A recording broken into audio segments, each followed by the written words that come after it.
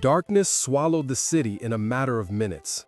The hum of streetlights faded, leaving behind an unsettling silence that crept through every alley and corner.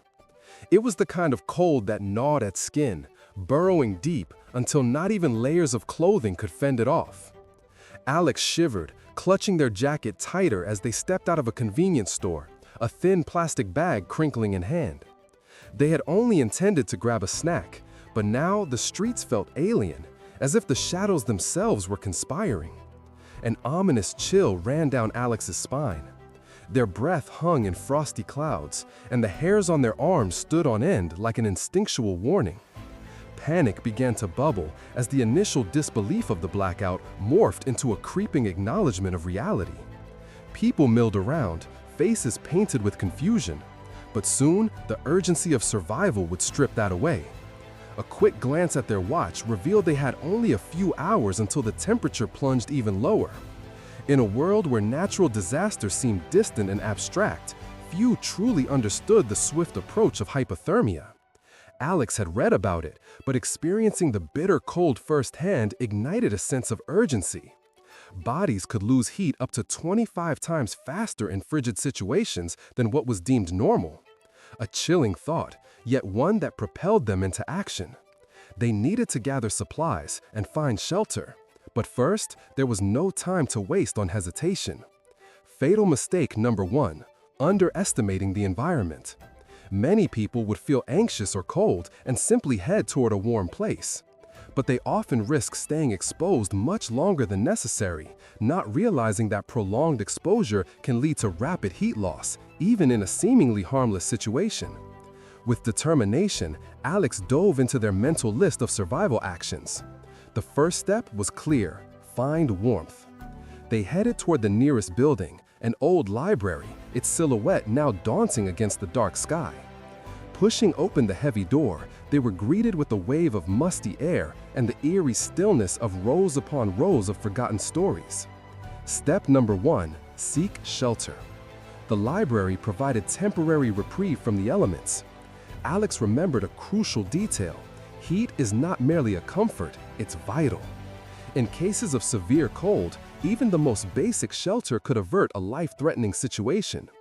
As they found a corner near a large window, Alex scanned the room for anything that could offer warmth. Soft blankets, discarded jackets, or even just a sturdy stack of books piled high could provide insulation against the freezing air. But before thinking about gathering, they needed to assess the situation further. Their mind raced through the next steps. Fatal mistake number 2, failing to stay dry. Many people underestimate how wet clothes can exacerbate the cold. Even a small amount of moisture could lead to body heat being lost in minutes. With each passing moment, the reality began to sink in deeper. The library offered refuge, yet the icy fingers of panic began clawing at Alex's heart. What if others were left out in the streets? Would they make the same mistakes? Alex barely had time to wrestle with the worry when the lights flickered ominously, then plunged the library into a deeper darkness. Step 2, insulate yourself. Though no one expected to suddenly lose power amidst the cold snap, it was critical to use available resources to cover up. Layers of clothing, newspapers, or even the library's decorative throws could offer vital protection. A shiver coursed through Alex's body as they grabbed the nearest blanket from a nearby shelf. Wrapping it around themselves, they took a deep breath, attempting to quell the rising tide of fear. Yet, the clock was ticking. They glanced outside, where the streets lay empty and treacherous. Would anyone else think to seek refuge here? The new revelation struck them. People frequently believe myths about cold weather. One dangerous myth is the belief that using alcohol can keep you warm. In reality, alcohol lowers your body temperature and gives a false sense of warmth. Alex felt a fire ignite within them, a need to share this knowledge with anyone else who might wander in. As if on cue, the library door creaked open, and a figure stumbled inside, their face pale and eyes wide with fright. It was Jamie, a neighbor from 2 blocks down. "Alex," they gasped, breathless and shivering. "I didn't think I'd make it." The warmth of camaraderie momentarily soothed the anxiety swirling in Alex's chest. They pulled Jamie closer, sharing the blanket between them. "You made the right choice," Alex reassured, though their voice trembled. "We're safe here for now, but we need to prepare." The tension escalated when they heard sounds outside, shouting and drifting bodies, the shadows of panic playing out on the streets. In a matter of moments, the library transformed from a sanctuary to a battlefield of survival. Step 3. Keep your mind sharp. In extreme conditions, maintaining mental clarity can be the difference between life and death. Alex knew they had to stay focused. A clear plan was essential. "We need to gather supplies, water, non-perishables, anything we can find in the kitchen area," they directed calmly, though their heart raced. As they ventured into the dimly lit hallway, the atmosphere thickened. Everyone's primal instincts kicked in. They could hear their own heartbeat echoing the chaos outside. Everything felt hyper-real. Every creak of the wooden floor felt like a reminder of vulnerability in a world now so perilous. Then, a loud crash echoed from the rear of the library. Something heavy had fallen. A sudden surge of fear gripped both Alex and Jamie. No time to ponder, they hurried forward. Fatal mistake number 3, allowing fear to freeze you. Many panic in moments like this, becoming paralyzed instead of acting. They steeled themselves, knowing they could not afford to hesitate. With the need for survival pulsing through their veins, Alex took a deep breath and opened the door to the back room. The light from their flashlights flickered across the space, revealing scattered books and overturned chairs. A pile of emergency supplies sat untouched in the corner. Canned goods, bottled water, a first aid kit. Salvation. Alex turned to Jamie. "We have to grab what we can carry." The urgency of the moment kicked them both into high gear as they hastily gathered supplies. The outside chaos seemed miles away, yet a sobering thought lingered. The vulnerability of life had never been clearer. In the flickering glow of their flashlight, with the frozen world beyond the library doors, a cold realization settled deep within. This world was fragile, teetering on the edge of survival. Anything they did, any choices they made, could lead towards salvation or tragedy. As the echoes of panic swirled in the distance, an undeniable truth anchored itself in their minds. Preparation and quick thinking could mean the difference between life and death. That delicate balance of survival, so easily shattered, would shape their actions in the moments to come. The biting cold pressed against Alex like a merciless predator, wrapping its icy tendrils around their body as they stumbled through the desolate streets. The city, once alive with vibrant energy, now lay silent under a blanket of snow. Each breath clouded into a mist, a reminder of the freezing air that clawed at exposed skin. Panic surged within them as they glanced at the darkened buildings, shadows lurking in every corner. What could be hiding there? The weight of isolation settled heavily on Alex's shoulders. They couldn't shake the thought of those who might still be trapped outside, unaware of the creeping danger. The streets were littered with abandoned cars, some with windows fogged up, others starkly empty. What if someone was left behind? The chilling realization that time was slipping away fueled their urgency. With a deep breath, Alex remembered the critical actions necessary for survival. The first mistake many made was underestimating the environment.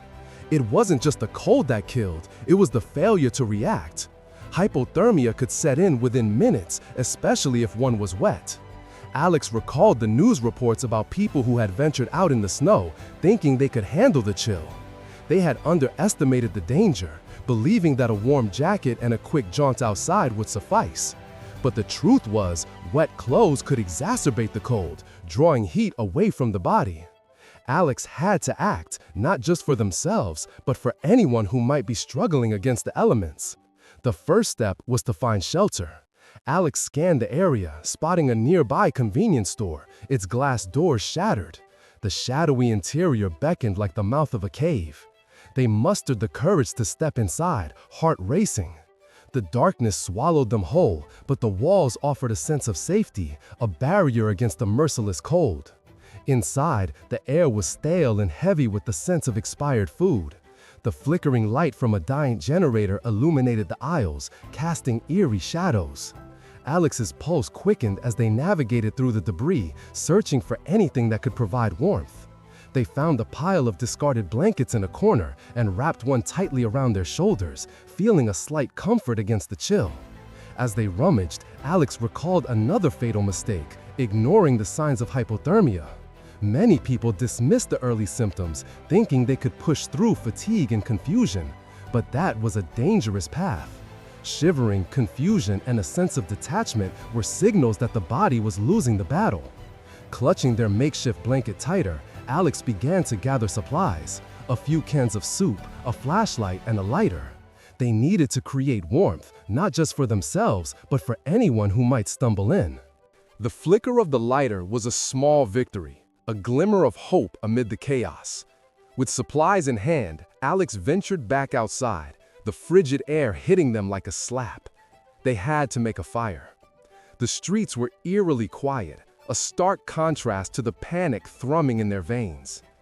As they moved toward a small park nearby, Alex remembered a crucial step in survival: finding dry kindling. Under the snow, they searched for twigs and branches. The ground was a frozen wasteland, but they persisted, determination pushing them forward. It was then that they stumbled upon an old picnic table, half buried in snow. The wood was damp but salvageable. Alex dug it out, heart pounding with every scrape against the frozen ground. As they worked, doubt crept in. What if no one else was out here? What if they were alone? But the thought of leaving someone behind propelled them onward. They gathered every bit of dry material they could find, creating a small pile before igniting it with the lighter. The flame flickered to life, a beacon of warmth against the oppressive cold.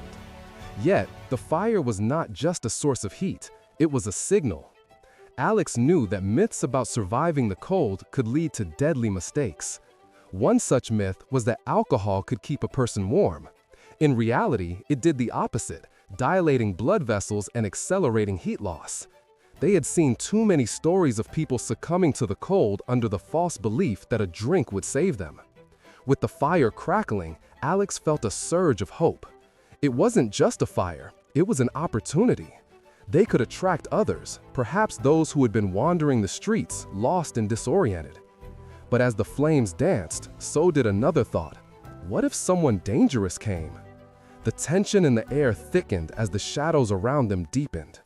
Then, a sound pierced the silence, a distant cry. Alex's heart raced, and they turned, scanning the surroundings. "Hello?" they called out, voice trembling. The fire flickered nervously, casting erratic shadows. The cry became clearer, desperate. Someone was out there. In that moment, fear gripped Alex, but they couldn't abandon the chance to help. They took a deep breath, steeling themselves for whatever lay ahead. "I'm here!" they shouted, urgency lacing their words. The shadows shifted, and a figure emerged from the darkness, stumbling toward the warmth. It was a woman, her face pale and eyes wide with fear. "I thought I was lost," she gasped, collapsing beside the fire. Alex quickly wrapped her in a blanket, sharing the warmth. Her gratitude was palpable, and Alex felt a sense of purpose solidifying within them. They were no longer just a passive observer, they were a protector, a survivalist. As the fire crackled and the woman began to regain her strength, Alex understood the fragility of life. In the face of nature's fury, humanity could come together, but only if they were willing to fight against the misconceptions that could lead to disaster. The world was an unpredictable place, and in an instant, everything could change. With the fire illuminating their faces, Alex and the woman exchanged stories, forging a bond in the heart of the storm. They spoke of normalcy, of warmth, of life before the darkness fell. Each word was a reminder of what was at stake. In the midst of chaos, they found a flicker of hope, a shared determination to survive against the odds. As the night wore on, the fire crackled and popped, a symbol of resilience in a world that felt increasingly fragile. With every passing moment, Alex realized that survival was not just about enduring the cold. It was about connection, about being there for one another when everything else crumbled. The battle against the elements was fierce, but together they would fight back. Before we wrap up, if you found this video helpful, don't forget to hit that like button and subscribe for more survival tips. And make sure to turn on notifications so you never miss an update. Stay safe out there.